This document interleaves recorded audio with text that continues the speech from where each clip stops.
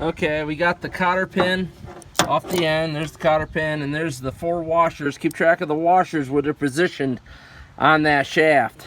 The shaft is soft. A lot of guys try to hammer on them, and they end up denting them, or mushrooming the end of the shaft out, and it's not good. What I usually like to do is what I'm doing here with the vice grips, and sometimes this leaves a little bit of a mark in the shaft, and I just work it up and down by sliding it out, as you can see.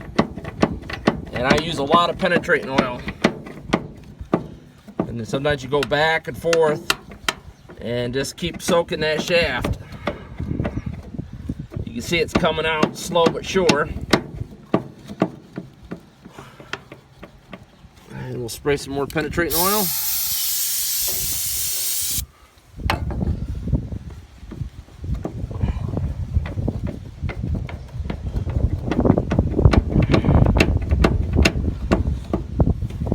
Once you get this shaft so it slides, then we can take out our bolt that the ratchet's connected to, and the other bolt straight down from here, right there.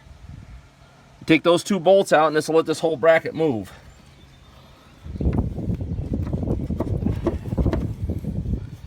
As you can see, now it's freeing up.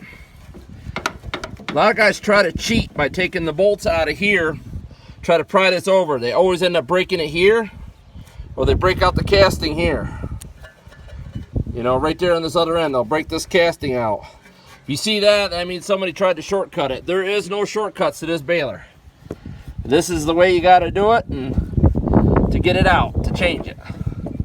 It's not an easy job. Like I said, as you can see, I got to keep working this shaft back and forth, and it just keeps spraying the penetrating oil to get it freed up so we can get this unit. And all you're doing is getting it loose enough that you can get it separated, so we can get these shims off here, and I can take this shaft off, pull it out of this housing down here without breaking anything. If you have any other questions, give us a call at 607-846-5959. Thank you.